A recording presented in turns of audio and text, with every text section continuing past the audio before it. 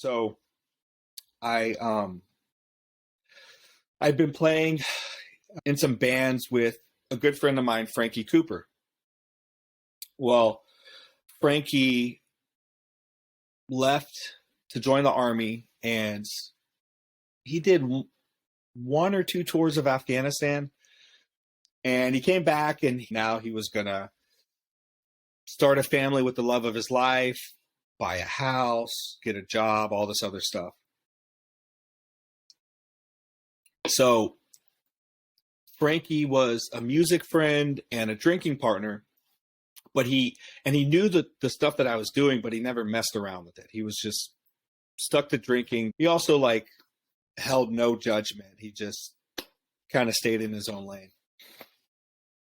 He was emotionally hitting some tough times. Him and his girl were getting into arguments, and he was just having a rough go of it. And so he hit me up and asked for my heroin connection. And because I was so deep in my own addiction and only caring about myself, I hooked him up with my guy. And a few weeks later, he died. He was 23 years old. And that doesn't stop me. Actually, I end up using more just to sort of emotionally cope with things. But the drinking and the using is getting harder. What is your name? My name is Ryan Taylor. I live in Houston, Texas. I play music. I cut hair. I have a family and am active in my recovery. The first question I have for you is, what is addiction? So, what is addiction? Holy crap. That's a hell of a one to start with.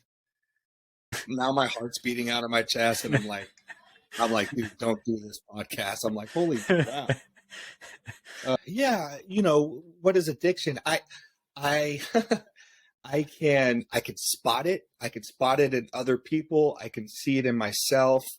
I was born into it. I think something that I learned about myself early in recovery is I am a great escape artist. So I will use any form of escape to not have to deal with life on life's terms. And if it works and it's effective, then I will use that to the bitter end, no matter how much harm it causes me or the people around me. Historically speaking, it's been drugs and alcohol, but I've also seen it in my life be food, porn, working out, work, different things like that. I have seen it from many sides. I have, in my 38 years on this world, I have qualified myself for all the A's, including the Al-Anons. And so whenever I think about addiction, I think about something that takes me out of myself, out of reality, and I just dig my heels in and just obsess over and pine over and want to do until the bitter end.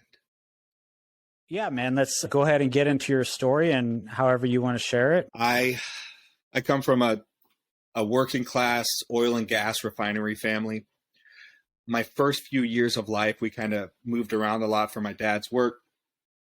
And then we finally ended up planting our roots in Pasadena, LaPorte area, kind of suburb of Houston. And I got two older brothers and a mom and dad, and a seemingly fun, nurtured childhood. I would say the first half of my youth, I would see my dad maybe 1 week in a month because he was taking whatever job he could, working out of town a lot, and would come back home on the weekends. Maybe it'd be 1 week in a month, maybe 2 weekends a month. it was my mom looking after 3 boys, and I was the youngest. I discovered drugs and alcohol at 12, and it was certainly a big light bulb aha moment for me. But before that, the thing that really kind of sparked that part of my brain that drugs and alcohol were sparking was vandalism. I found vandalism 6, 7 years old. I would spray paint the side of a building, and my brothers would think it was the coolest, funniest thing they've ever seen. So I got approval from my brothers. I would get this sort of endorphin rush from having to do it really quick before the cops pulled up. So I got this kind of weird high from that. And I got overall acceptance. And it was kind of the thing that I feel like I first got addicted to before anything else popped up into my life. So fast forward a few years later, I'm 12 years old, and puberty hit me like a ton of bricks. That period was arguably one of the hardest times of my life. My body started changing. I was now in a new school. I was in junior high, where this new social dynamic was happening. People were just generally being a lot more judgmental to each other. There were now like cliques and tribes. And probably a year, 6 months prior to that, I discovered punk rock and skateboarding. So I am this kid going through puberty. My body's changing. I'm, fluctuating in weight. I'm super uncomfortable and unsure of myself. And I'm kind of this weird punk rock skater kid. That same time, my mom is beginning to really struggle with her mental health. So I'm 12. I have 2 older brothers who are quite a bit older than me. So it's really just myself and my mom. And I started coming home from school and finding my mom in the fetal position with all the lights off in the living room. Especially at that time with everything that was kind of happening to me personally, I just assumed that it was something that I did. I wasn't looking after my mom correctly, and she was feeling hurt. She went to a psychiatric hospital for 6 months. Now, that ended up being a huge blessing and opened up the world of kind of therapy and psychiatry for her. So this little group of like punk rock skater kids that I was hanging out with introduced me to ditch weed and alcohol. I remember being 12 years old and finding a gas station that would sell us malt liquor, which is, now being a parent myself, it's so crazy to think that there's this like Shell station that would sell 12-year-olds alcohol. I hated the way it smelled. I hated the taste of alcohol. I hated that dizzy feeling, but I loved that it took me out of myself. And so I latched onto that. So the kind of drinking, smoking weed happened maybe a couple times a week, mostly on weekends.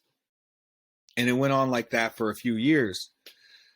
And, I'm still not really grasping any coping skills, still kind of struggling with body image issues, general social issues, things like that. So fast forward a few years later, my mom is out of the hospital. She's doing therapy and psychiatry and really taking care of herself. And I hit 15, and I feel like that part of the story for me is like this super stereotypical PSA.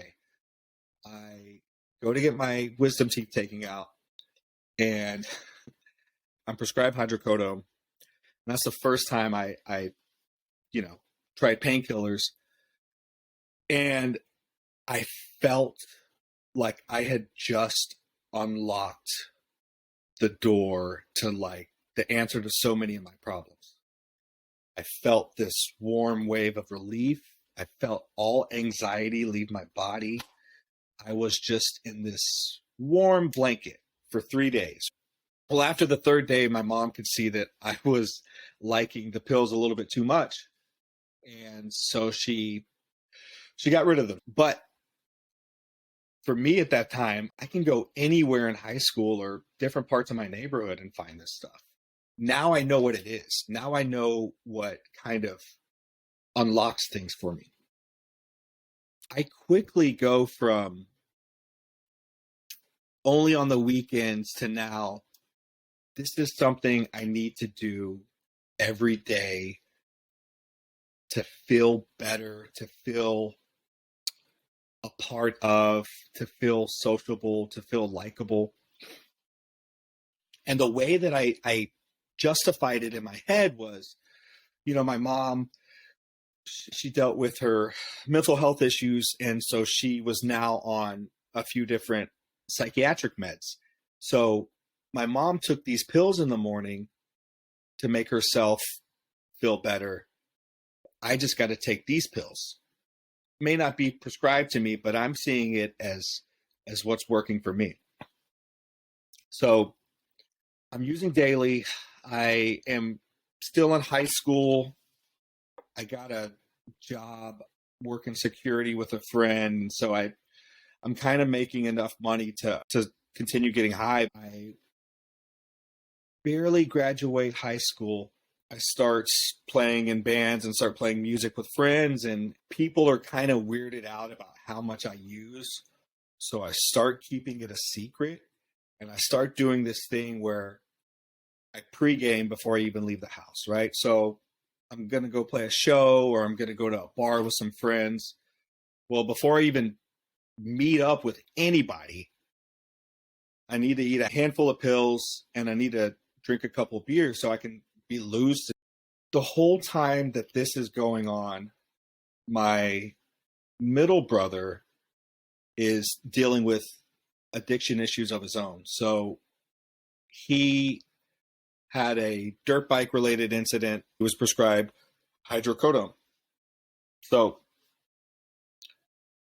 he ends up eating it like candy, and through somebody at work discovers heroin. I would see him every so often, and I would try to reach out to him and try to help him and tell him he needs to get off this stuff. And he was very matter of fact about like, look, this is what works for me. I'm never going to come off this stuff. So there's no use trying to convince me otherwise.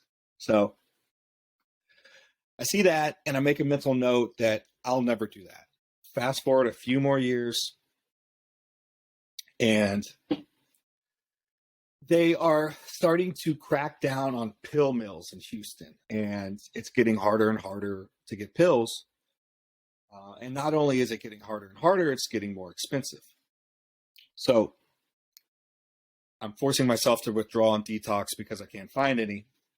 And I'm living in this little 1-bedroom apartment in the Montrose area. And this couple moves in upstairs from where I'm living. And, when you're in it, you just know whenever other people are in it. And I can tell that they're in the same world as I am. A few days go by, I'm still struggling to find stuff. And so I hit up my new neighbor and I'm like, hey, do you know where to get any pills? And he's like, man, no, I don't, but I don't know why you're messing with that stuff. Just get some heroin. It's a lot more powerful, a lot cheaper, and it'll last you a lot longer. And this is another part of my story that feels like it's some sort of made for TV, PSA, whatever. He fronts me a bag. He's like, look, just take this. It'll tide you over for a while. I got unbelievably high, like I had never gotten high before. warm wave came over me, all that stuff. So it was another click in my head where I was like, okay, I said I would never do this. I already did it. It seems like financially the smart decision to make. So now I'm hanging out with this guy all day, every day, because we wake up, we find stuff to sell to get high, or we find things to get into to get us money to get high. And that just kind of becomes the sort of Groundhog Day for a number of years. So my sobriety date is February 17, 2010. I'm 38 years old. I got so clean and sober whenever I was 25. The last summer of me using and drinking, whatever, I've been playing in some bands with a good friend of mine, Frankie Cooper. Well, Frankie left to join the army, and he did one or two tours of Afghanistan. He did his time, and now he was going to start a family with the love of his life, buy a house, get a job. He knew the stuff that I was doing, but he never messed around with it. He was just stuck to drinking. He was emotionally hitting some tough times. And so he hit me up and asked for my heroin connection. And I hooked him up with my guy. And a few weeks later, he died. He died of congenital heart failure in his sleep. He just started partying a little bit too hard with some of that stuff. He was 23 years old. And that was summer of 2009. So hits like a ton of bricks. And that doesn't stop me. Actually, I end up using more just to sort of emotionally cope with things. But the drinking and the using is getting harder. So fast forward a few months later, I'm living with a girlfriend at the time, kind of couch surfing, and I'm broke. I did the last of my dope, and I sort of didn't know where to turn. And I went to go do one thing that I hadn't tried yet, and that was hit up my mom for money. So I'm driving from the other side of town to LaPorte to go see my mom, and I'm down 225, and I take the exit on Sins. And as soon as I take that exit, I have what I could only express as like my first like real spiritual experience. This thought popped up in my head: why don't you go to rehab? And it was a weird, ugly, gross feeling. I couldn't believe it popped up. It scared the crap out of me. Immediately shook it off and kept on driving. So I pull up to my mom's house. She hadn't seen me in a while. I tell her I need money, and she's very calmly asking, like, well, what do you need money for? And I say it again. I say, I just need some money. She's like, sure, but what do you need the money for? And I snap, and I tell her I need to go to rehab. And without batting an eye, without having any sort of look of being alarmed, anything like that, she picks up the yellow pages at the time, finds the nearest 12-step based rehab, calls, and reserves me a bed, and takes me there the next morning. That night, while I'm kind of just nervous and having all these thoughts go through my head on the couch at my parents' house, my mom's kind of breaking down our history of addiction in our family. I'm all of a sudden finding out about this whole history of like 12-step recovery in my family that I had no idea about. So I went to inpatient rehab February 17th of 2010. And I went at that time for heroin. I was like, I am addicted to heroin. Everything else in my life is fine. I just need to figure out how to get off heroin. Never mind all the pills I was taking, never mind the binge eating I was doing, never mind my failed relationships, never mind my drinking, heroin. So I remember going to my first couple of meetings and finding somebody to sponsor me, and him pulling out the big book of Alcoholics Anonymous, and me being like, okay, well, this is all good and well, but could we maybe like scratch out alcoholics and just put heroin? I was so dialed in on like, my problem is this one drug. And the longer I kind of stuck around and just listened and paid attention to kind of what was happening around me, I realized it it has very little to do with what substance I'm obsessing over at the time. It's just the fact that I will obsess over it. I will find something that feels good, that takes me out of the daily anxiety, stress, commitment, responsibility, and obsess over it and be like, okay, that candy bar made me feel great today. So I'm going to have a candy bar every morning at 8 a.m. because it made me feel great 8 a.m.s ago, you know? So I get in and I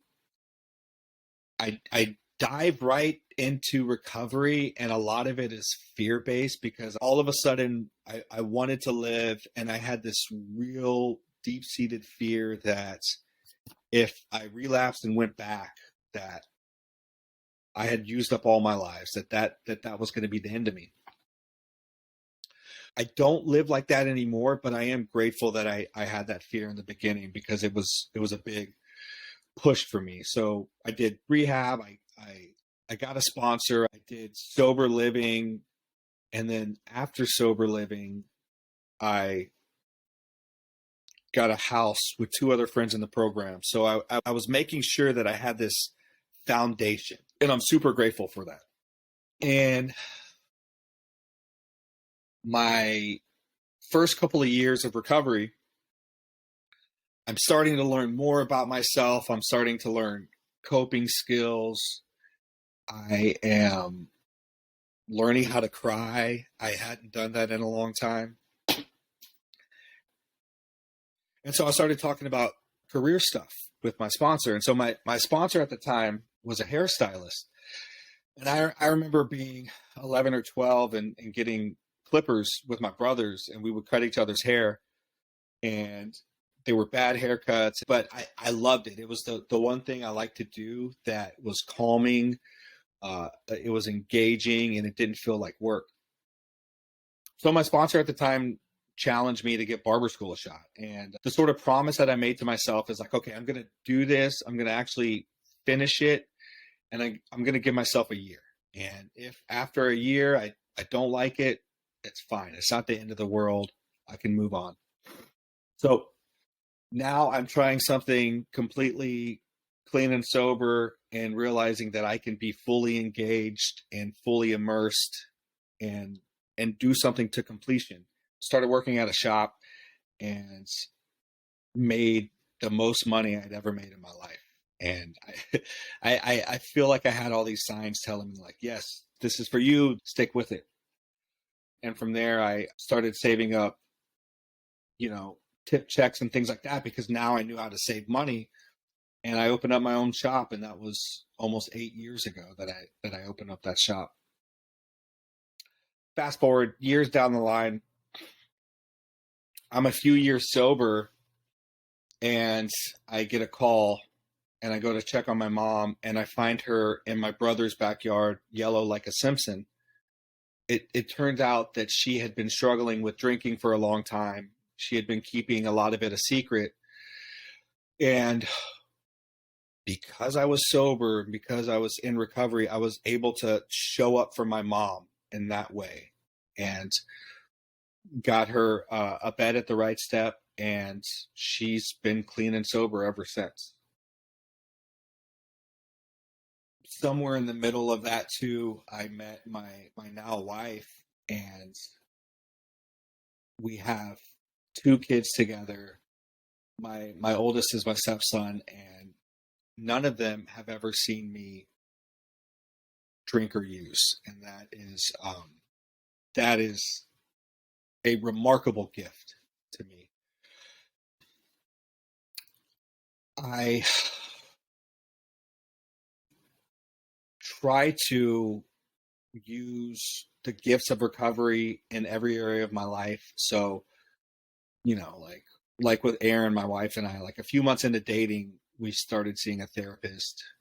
I still see a therapist on my own, and even one of my kids right now is in therapy, and I attribute recovery to that, to kind of opening my eyes to the fact that like mental health is incredibly important, and going to see a therapist or seeking any sort of help around that stuff doesn't mean my life's falling apart. It means I want to do things like this to make sure my life doesn't fall apart. Or if it does, I now have the tools to sort of repair it. All these different self-help, self-care doors and doors to barbering and all these different things were open because of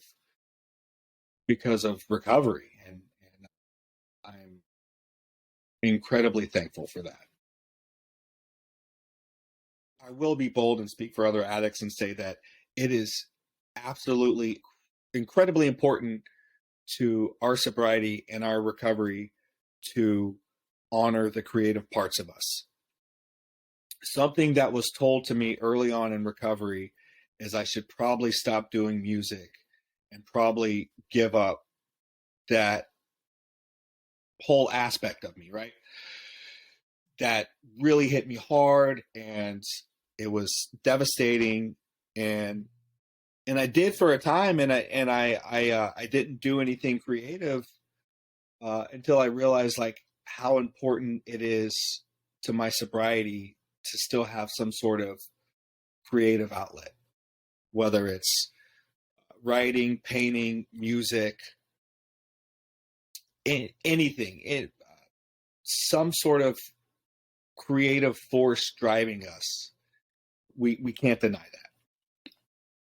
I remember going to tell my brother that I started using heroin, and he was so pissed at me, and he very clearly, in a very matter of fact way, told me like, look, this is your life from now on. There's no, people don't get off of heroin. That doesn't happen. And he said it with such conviction and in such a matter of fact way that it just, it really shook me and scared me. And I think we still hear things like that. And it's, I think it's important to talk about the statistics and how hard it is, but also to really point out the people like you and I that are clean and sober for multiple years and able to thrive in this. I needed to hear about that stuff in the beginning. I still need to hear about things like that. It keeps me going. What is sobriety? Well, I feel like that question is a little bit easier than addiction. One thing that I've actually struggled with in recent years and have kind of found some peace with is realizing that everyone has their own definition of sobriety, and that is completely okay, and that it's wonderful and it's beautiful. Now, if you would have asked me 2-3 years ago, I would have said sobriety is making sure that you are not on any drugs or alcohol, and you are completely working on yourself at all times. Whenever I start going off the rails is whenever I start thinking that I know what's best for the next man. So, over the past few years, I've started meeting more people who are sober by their definitions, and I've gotten to know them and gotten close to them, and then quickly realized that part of their sobriety is smoking weed, or part of their sobriety is occasionally drinking. I remember complaining to my sponsor about this and being like, man, all these people out here saying that they're sober and they're not really sober. And he asked me, are you clean and sober today? I'm like, yeah. He's like, were you clean and sober yesterday? I was like, yeah. It's like, well, what do you care what they do? That's none of your business. And they're doing what they believe is the right way and the path for them, and you're doing what you believe to be the right way and the path for you. So sobriety for me is emotional, it's physical. I think the emotional part looks like different things in different parts of my life. Right now, it means always being accountable to myself, at least one other person in my life, to my higher power, always working on some level of vulnerability. And the physical part is abstaining from drugs and alcohol. And that's just sobriety for me. If you had one big tip that you could offer somebody who's either just beginning their journey or has a desire to begin their journey, what would it be? It would be two things. One, don't be afraid to go all in. And two, be easy on yourself. Be as easy and loving and nurturing on yourself as possible.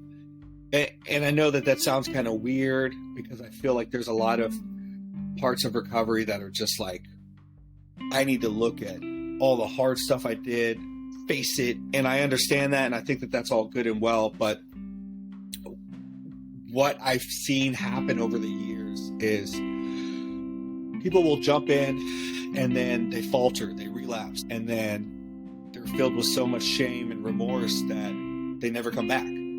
So if you could just be as loving as you know how with yourself, as easy as you know how, and understand that if you falter, if you slip up, it's completely okay. We are on team don't die here. And that's the main objective. And that is all I have. Hi, I'm Kenny Hill with Recovery Hill. My intention here is to show the diversity of sobriety. How one finds themselves clawing from bottom is as nuanced as their journey to bottom. Their situation and recovery has the potential to be highly relatable to somebody who is watching. Therefore, I offer the interviewees to have total freedom to express whatever has worked for them, whatever has helped them sustain sobriety. That said, here at the end of the interview, I want to make a quick request so that it wasn't to take away from the interview itself. This request is that you like and share the video. You can subscribe if you want, that's up to you, but at least like and share it so that the content can get to as many people as possible. There is a great capacity and potential for the story you just watched to be able to help out somebody else to begin their story of recovery.